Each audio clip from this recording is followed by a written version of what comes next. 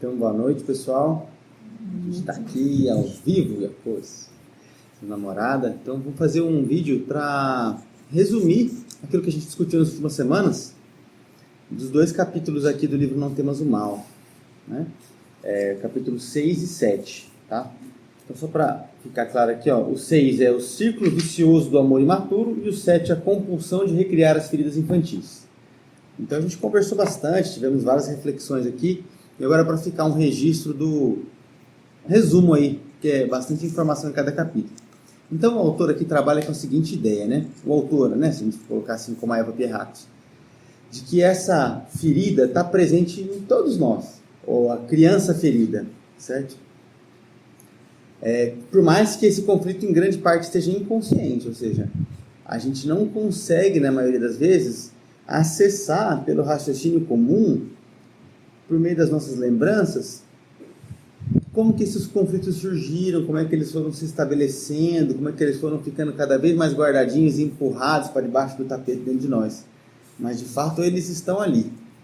E, mais do que isso, trabalha com a ideia de que qualquer conflito recorrente que a gente pega na nossa vida, em qualquer área do nosso relacionamento com nós mesmos, do nosso relacionamento com a espiritualidade, do nosso relacionamento amoroso, na nossa vida profissional, enfim, nossa vida financeira.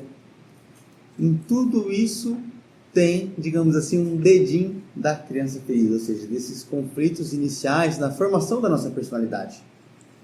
Porque como que é a chegada nesse plano, que é a chegada nesse mundo, né? Segundo essa tradição aqui, digamos assim, essa escola de conhecimento aqui do Patchwork, né? A criança chega no mundo querendo receber um amor maduro e exclusivo, certo? Maduro e exclusivo. E por mais que algumas vezes um dos pais, né, o pai ou a mãe, ou enfim, famílias têm 2 pais ou 2 mães, enfim, não importa, uma das figuras possa ter até algum amor maduro para oferecer, em algum grau, o outro provavelmente não vai ter, né? Ou na maior parte dos casos, nenhum dos dois vai ter esse amor maduro e muito menos exclusivo, né? Porque exclusivo pressupõe que nem entre os dois, nem entre o casal, por exemplo, tenha um laço, que a criança quer receber tudo, digamos assim. Esse é o princípio do jogo aqui nesse plano, certo? Então, assim, a criança não tem aquilo que ela gostaria de ter, certo? Então, as negativas, as frustrações, são vividas como retiradas de amor. E quando não tem negativas, não tem frustração, a criança tem tudo que ela quer, tudo que ela deseja, isso também, no fundo, a criança tem um senso agudo que ela também percebe que isso é desamor. Também deixando fazer tudo que é isso também é desamor. Então, assim, o cobertor é curto, certo? Então, esse buraco, essa ferida vai surgir, né? E como que ele surge? Segundo aqui o livro propõe, né? Surge de uma constatação de que, não recebendo aquilo que se almeja, vem uma certa raiva, digamos assim, né?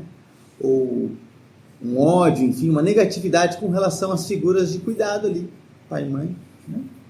E a criança se sente muito culpada de perceber isso, porque num momento inicial na vida da criança, ela tem esse amor, digamos assim, incondicional para oferecer para os pais. A criança chega aqui também com esse sistema, certo? Ela quer receber esse amor maduro exclusivo e ela tem um amor incondicional pelas figuras parentais, né?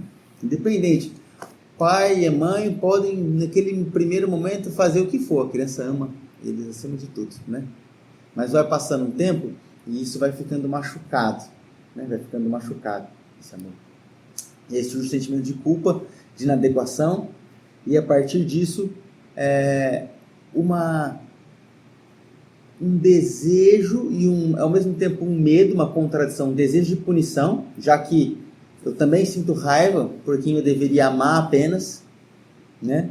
Eu vou ser punido, ou seja, um medo do castigo e da punição e ao mesmo tempo um sentimento de que merece esse castigo e essa punição, certo? Então isso está dentro do sistema, digamos assim, implantado mesmo que inconscientemente. E aí essa necessidade, digamos assim, de receber esse castigo, essa punição, vai se projetar em uma ou mais áreas da vida, né? nessas áreas que a gente estava falando. Seja na relação que a gente tem com o nosso próprio corpo. E nisso, por exemplo, Freud falava disso, né? O inconsciente vai se manifestar nos sonhos, nos sintomas físicos, nas doenças, né? Enfim, nos atos falhos e tudo mais, né? Freud tem um princípio que não está tão distante assim. Jung também, ele fala: aquilo que a gente se nega a encarar em nós mesmos vai se materializar na nossa vida na forma de destino, ou seja, a gente vai encontrar, né, nas nossas relações sociais e especialmente nas nossas relações amorosas. Ele trabalha bastante com essa ideia aqui no livro, né? De que então a gente cresce com essa ferida, digamos, essa criança ferida, e uma das maneiras da gente lidar com isso é, sem perceber, acaba se manifestando na escolha da parceria amorosa, digamos assim, né? Dos relacionamentos amorosos, que são os relacionamentos mais próximos, mais íntimos, é onde o bicho pega, né? A gente pode dizer assim, usando um termo técnico, né? Onde o bicho pega, porque em outras relações a gente pode até manter uma certa máscara, né? No trabalho, na sociedade. Então o eu idealizado, ele está ali mais ativo e estável e permanente, mas na relação mais próxima ali, a coisa não tem como se sustentar, né? Então o que acontece? Não que necessariamente a gente vai escolher alguém ou vai se relacionar com alguém que tenha exatamente as mesmas características de personalidade, as mesmas sombras, o mesmo ego do pai ou da mãe, ou daquele com quem a gente tem uma relação mais conflituosa, mais difícil. Não obrigatoriamente assim, mas vamos supor, de 100 características lá, vamos supor que eu tenho uma relação mais complicada com a mãe, de 100 características que ela tenha lá, ela tem umas 20 que me pegam mais, digamos assim. E a companheira que eu acabo, pela força do destino, digamos assim, me casando, né? De 100 características ela tem, vamos lá, ela tem, vai lá, 10 daquelas lá que batem. Mas o que acontece? Como a minha criança precisa desse trabalho, e no fundo ela está buscando uma maneira de se curar, porque esse é um princípio da psique, aquilo que Jung chamava de self, né? Que é a psique buscando curar a si mesma. Então a psique está sempre buscando curar a si mesma, né? Então uma maneira até um pouco disfuncional de buscar a si mesma é justamente essa, porque aí eu vou lá e vou cutucar essas características dela para que aquilo venha à tona, entende? Então aquelas características, vamos supor, até dei esse exemplo aqui, vamos supor, né, por um acaso, se eu fosse uma pessoa controladora, né? Não é. Vamos supor que fosse. E vamos supor que minha esposa tivesse um pouquinho disso, assim, eu acabava cutucando ela, assim, e o lado controlador dela vem à tona, né? Essa é a minha criança querendo lidar de novo com a mãe, com o lado controlador da mãe ali, certo? E agora vai ser diferente, agora eu não vou ser derrotado, agora eu vou conseguir vencer o jogo, entende? E aí um acaba puxando o pior do outro para fora. Essa é a tragédia das relações, né? Duas crianças feridas acabam puxando a sombra um do outro para fora, e aí vira um choque, né? Um choque. É isso que acontece, assim que ele trabalha aqui no livro, né? Que mais? Então, assim, a ferida é parecida, certo? Mas a maneira como cada um vivencia essa ferida é diferente. E as estratégias que cada um vai bolando para lidar com essa ferida em termos de ego, de personalidade, também é diferente, certo? Então um vai lá e vai querer ser perfeccionista, por exemplo, né? Porque se eu fizer tudo certinho, esse amor maduro, ideal e exclusivo que eu almejava receber, quem sabe agora eu recebo. De um jeito. A gente está falando das características do Enneagrama. O outro, por exemplo, é tipo 1, né? O outro lá vai achar, se eu oferecer, se eu for aquele que proporciona pro outro, assim, se eu for transbordante, encher os outros de elogios e de agrados, eu vou ser amado do jeito que eu queria, né? E o outro vai pensar assim, né? Se eu me destacar, se eu for muito bom, excelente, produtivo, né? Aí sim eu vou receber aquilo que eu quero. O outro vai dizer, vai achar que todo mundo tem uma vida mais fácil que a dele é mais sofrida, é mais difícil, ele é especial por ser especial, por ser mais sofrido, por ser, né, mais, digamos assim, desfavorecido da sorte, do destino, ele merece a sua estrelinha. O outro vai achar que o mundo só demanda demais dele, não oferece muita coisa em troca, então ele precisa se recolher, precisa se, né, distanciar. Esse já é o 5, né? Estamos seguindo na ordem lá. O outro vai ter medo, digamos assim, medo, e esse do medo vai se expressar de formas muito distintas, né? Uma delas, por exemplo, é sendo muito, digamos assim, pedindo desculpa por tudo, tendo medo de incomodar, de atrapalhar. Eu posso ter pisado no teu pé, me desculpa qualquer coisa, né? Ou vai querer se impor, digamos assim, vai querer projetar no mundo uma dificuldade, vai querer estar sempre guerreando, sempre em disputa. Outro vai querer vivenciar experiências agradáveis e prazerosas o tempo inteiro para fugir das suas próprias dores, né? O outro vai querer tomar a força, né? O tipo 8 vai querer tomar a força, aquilo que o mundo não me deu. Já que ninguém me dá, eu vou arrancar, né? E o outro, por fim, né, o 9, vai também viver negando as próprias necessidades e só atendendo os outros de forma compulsiva. Então, cada um sobrevive do jeito que pode. Mas a ferida básica é essa percepção de não ser amado, certo? De não ser amado da maneira como almejava ser, né? E de não, digamos assim, de não pertencimento de fato, né? De não aceitação. O mundo, ou digamos o mundo que se manifesta através das minhas relações mais próximas, o pai e a mãe, por exemplo, não me aceita, não me ama do jeito que eu sou. O que eu preciso bolar aqui para funcionar, né? Então a personalidade, no fundo, é uma criação artificial para a gente se sentir bem nesse mundo, para sobreviver psicologicamente nesse mundo, né? Mas aí o que ele fala aqui? Que a gente tentar, dessa maneira, como usualmente a gente tenta, né, curar essa nossa ferida por meio da recriação dela no mundo, não vai funcionar. Essa solução não tem como dar certo, né? Ele fala que a única solução que tem como dar certo é a gente se encarar de fato dentro de nós mesmos, né? Porque no mundo as pessoas têm suas próprias feridas.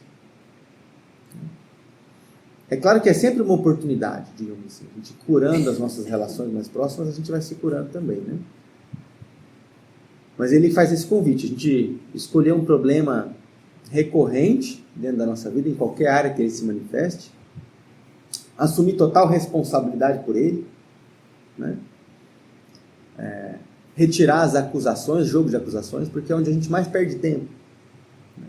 No caminho interior, no jogo de acusações. Enquanto a gente está acusando os outros, a gente está andando em círculo, né? Não estamos entrando dentro daquilo que nos cabe.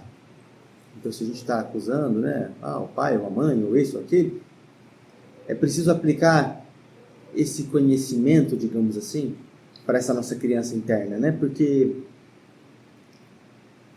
digamos assim, é algo sutil, porque para boa parte de nós, no nível consciente do adulto, não teve nada assim tão grave, né? A não ser nos casos em que houveram algumas situações de maior violência, ou abuso, ou abandono, enfim, que o ego adulto percebe o que aconteceu na infância de alguma maneira.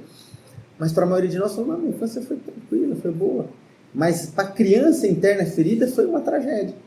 Então, digamos assim, é preciso equilibrar esses polos, certo? É preciso que o ego consciente, que acha que não teve nada demais, entre em contato com a dor, e é preciso que a criança ferida que vive dentro da gente também, que não está morta, esquecida e acabada, ela está ali, está viva, que ela perceba que não é uma tragédia assim tão grande, certo?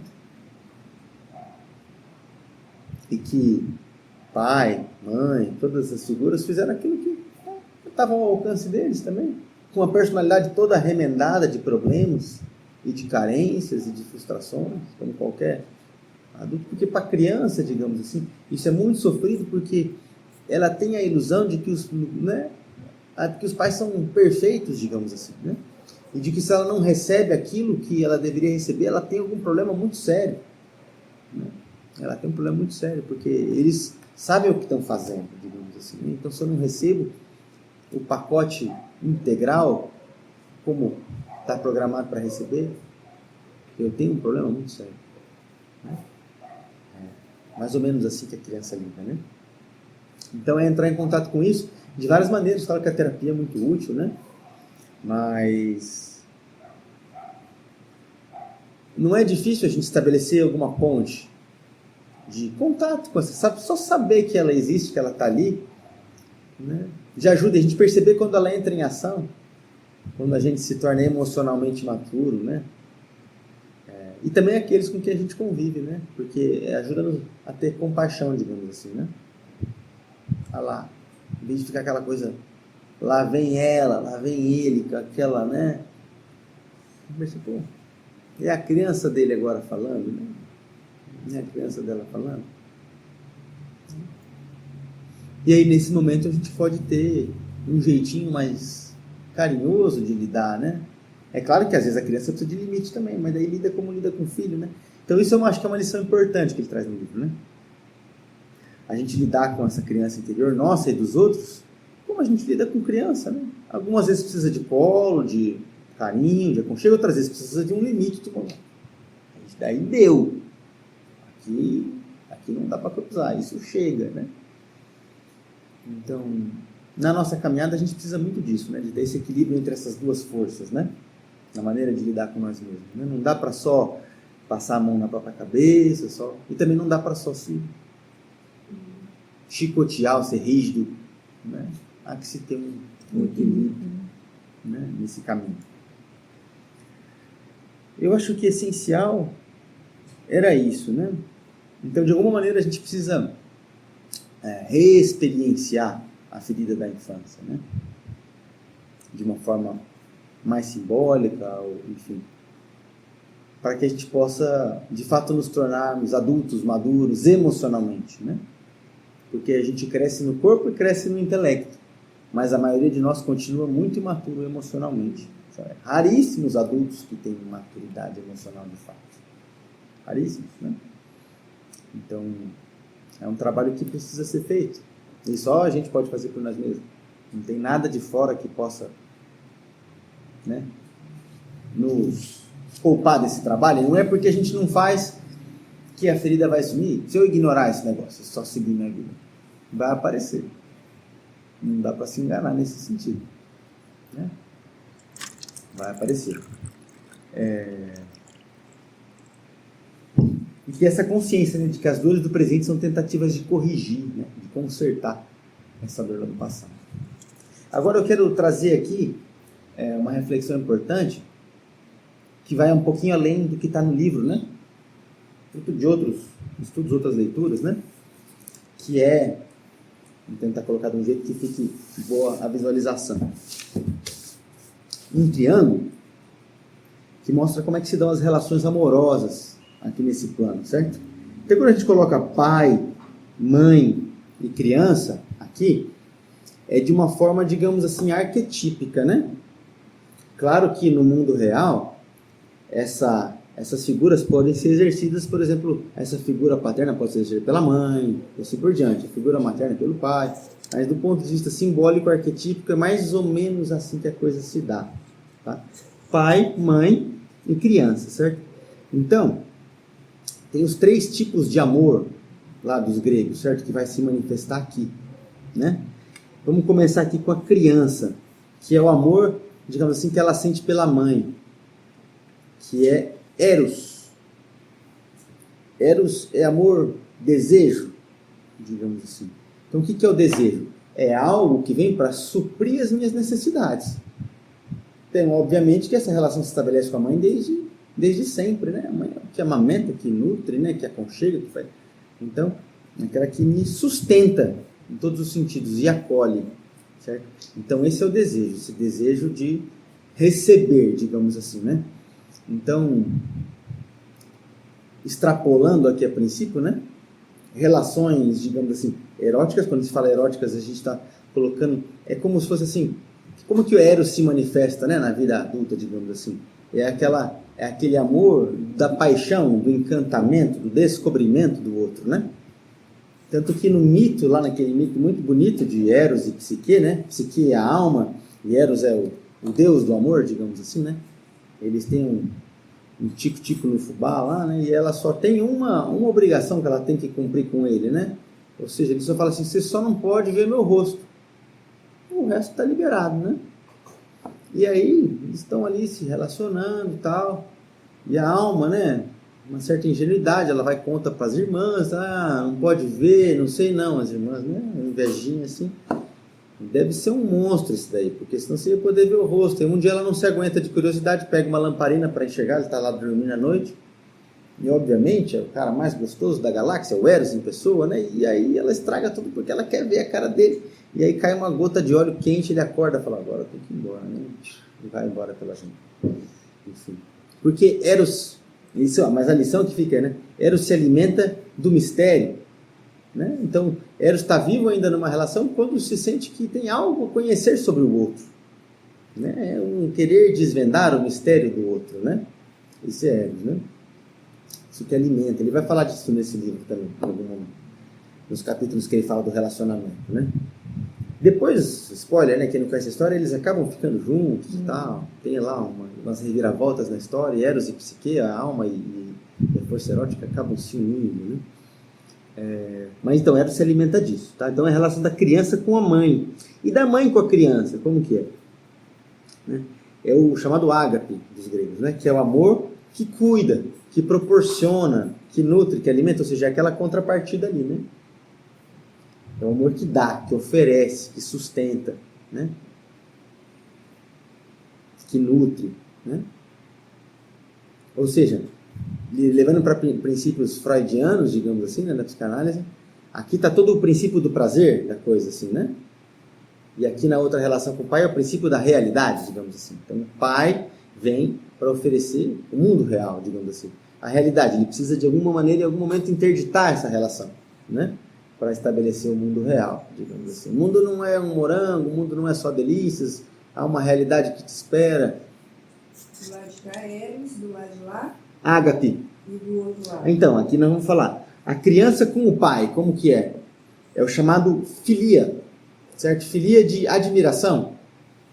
Então, filosofia, amor pelo conhecimento, digamos assim, né? Filia vem desse princípio, né? Filosofia, conhecimento, esse filos, digamos assim, vem de filia, que é esse amor admirativo, né? A base do amor fraterno também, certo? E a base da devoção. A gente não falou disso aqui, né? Porque aqui, ó, Eros é também a base do autoconhecimento, certo? Então, no caminho espiritual, a gente basicamente tem esses 3 amores também, né? Amar a Deus sobre todas as coisas é aqui, né? É filia. Amar ao próximo, ágape. E amar a si mesmo, Eros. Então, Eros também é o auto-amor no sentido de que para se amar é preciso se conhecer. Preciso mergulhar dentro de si mesmo e ver que em si mesmo, no próprio mundo, no próprio universo, há todo um mistério a ser desvendado e construído a cada momento, né? E descoberto a cada momento. Então, essa base também de Eros é o que permite o autoconhecimento. E por isso que nos processos de, por exemplo, terapia mais profunda e tal, essa coisa de Eros é bem comum que isso seja movimentado de alguma maneira, né? É tocado, né? Esse princípio assim, da paixão, né? Então tá, a gente falou filia. Então essa admiração fica bem patente, né? Como as crianças às vezes se relacionam com o pai, né? Normalmente, né? Isso atinge, né, o ápice ali dos 5 aos 7 anos, dos 4 aos 7 anos. O pai é um negócio assim, né? Pai, né? Aquela coisa da admiração, assim, para uma criança dessa idade, assim, pai é um negócio muito transcendente, assim, né? Tá num trono muito alto, assim, né? Pai, né? Oi? Meu pai fez. Não, meu pai, né? Depois, né, no tempo, o pai é só um sujeito que quer, né? Assim, até então, tem tudo isso, né? O pai, né? Então, essa coisa da admiração, né? E aqui, né, tem o retorno, né? Esse princípio, ele está um pouco além, digamos assim. A gente pode chamar ele de lei ou de justiça, certo? É isso que vem do pai para a criança, né? Ou realidade. Esse é o Dharma e o Karma. A gente pode colocar assim, né? Coloquei aqui uma interrogação, né? A gente pode chamar de Dharma e Karma. Então é a lei, propriamente dita.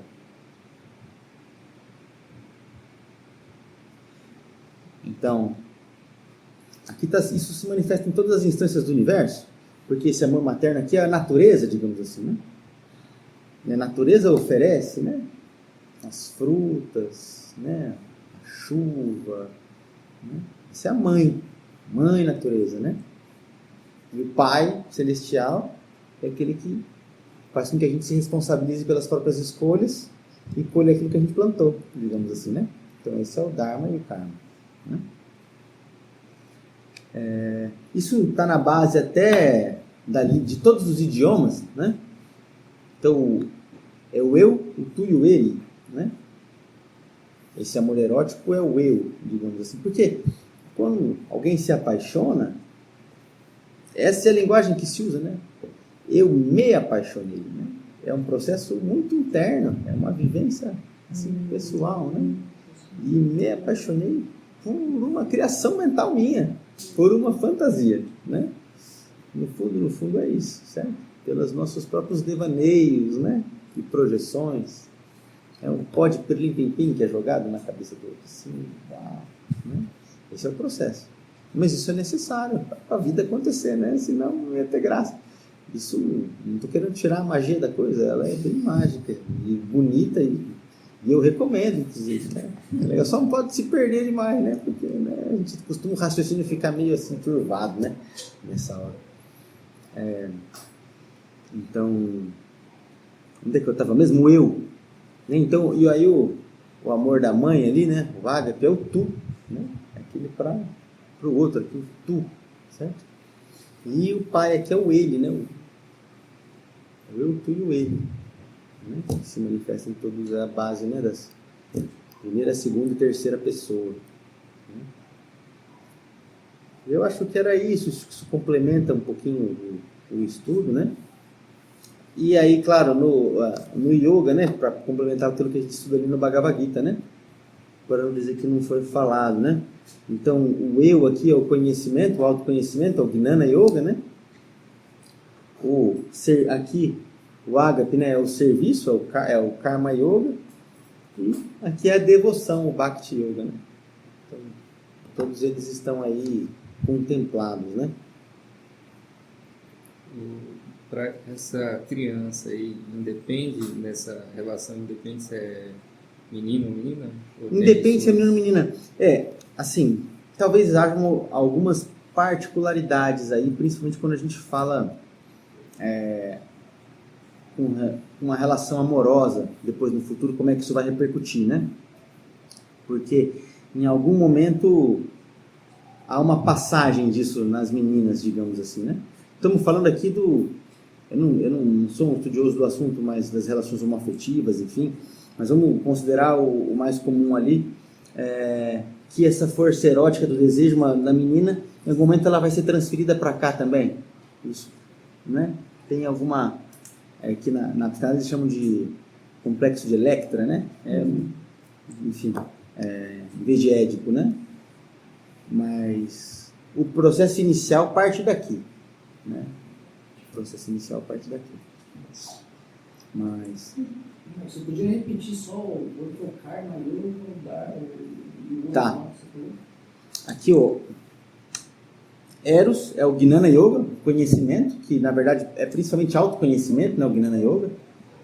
É o conhecimento também das leis espirituais, dos livros sagrados, enfim.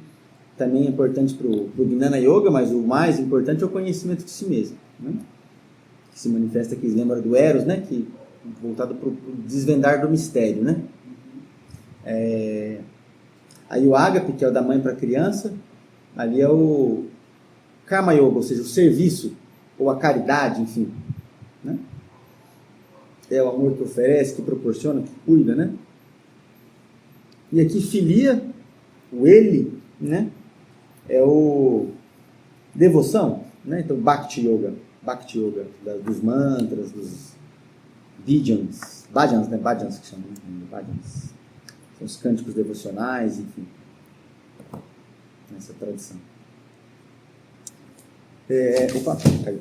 Eu quero encerrar então, para a gente poder fechar isso. Eu vou tentar falar um poema. Se não ficar bom, a gente corta. Eu não sei se eu vou lembrar inteiro. Eu corto esse pedaço, né? Depois também dá para editar isso.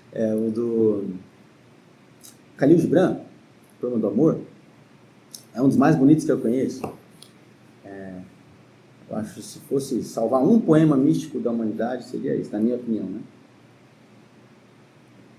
Ele é insuperável. Ele fala assim: quando o amor vos chamar, segui, embora seus caminhos sejam agrestes e escarpados. E quando ele vos envolver em suas asas, cedei, embora a espada oculta em sua plumagem vos possa ferir. E quando ele vos falar, acreditai nele, embora sua voz possa despedaçar vossos sonhos, assim como o vento devasta o jardim. Porque da mesma forma que o amor vos coroa, assim também ele vos crucifica. E da mesma forma que contribui para o vosso crescimento, trabalha para a vossa poda. Como um feixe de trigo, ele vos aperta junto ao seu coração. Ele vos debulha para libertar-vos das palhas. Ele vos peneira para expor a vossa nudez. Ele vos moe até a extrema brancura. Ele vos amassa até que vos torneis maleáveis. Então ele vos leva ao fogo sagrado e vos transforma no pão místico do banquete divino. Todas essas coisas o amor operará em vós, para que conheçais o segredo de vossos corações. E com esse conhecimento vos convertais no pão místico do banquete divino. Todavia, se no vosso temor procurardes somente a paz do amor, do gozo do amor, seria melhor para vós que cobrisseis vossa nudez e abandonasseis a ira do amor, para entrardes num mundo sem estações, onde rireis, mas não todos os vossos risos, e chorareis, mas não todas as vossas lágrimas. O amor nada dá, senão de si próprio, nada recebe, senão de si próprio. O amor não possui e nem se deixa possuir, pois o amor basta-se a si mesmo. Quando um de vós ama, que não diga, Deus está em meu coração, mas que diga antes, eu estou no coração de Deus. E não imagineis que possais dirigir o curso do amor, pois o amor, se vos achar dignos, determinará ele próprio o vosso curso. O amor não tem outro desejo senão de atingir a sua plenitude. Se contudo amardes e ainda assim precisardes ter desejos, sejam esses os vossos desejos: o de vos diluirdes no amor e serdes como um riacho que canta sua melodia para a noite, de conhecerdes a dor, de sentir ternura demasiada, de ficardes feridos por vossa própria compreensão do amor e de sangrardes de boa vontade com alegria, de amanhecerdes na aurora com o coração alado e agradecerdes por um novo dia de amor, de retornardes para casa ao meio-dia e meditardes sobre o êxtase do amor, de retornardes à noite para casa com gratidão e adormecerdes com uma prece no coração para o bem-amado e nos lábios uma canção de bem-aventurança. É isso. Nossa! Escreve, manda. Mestre, fazei que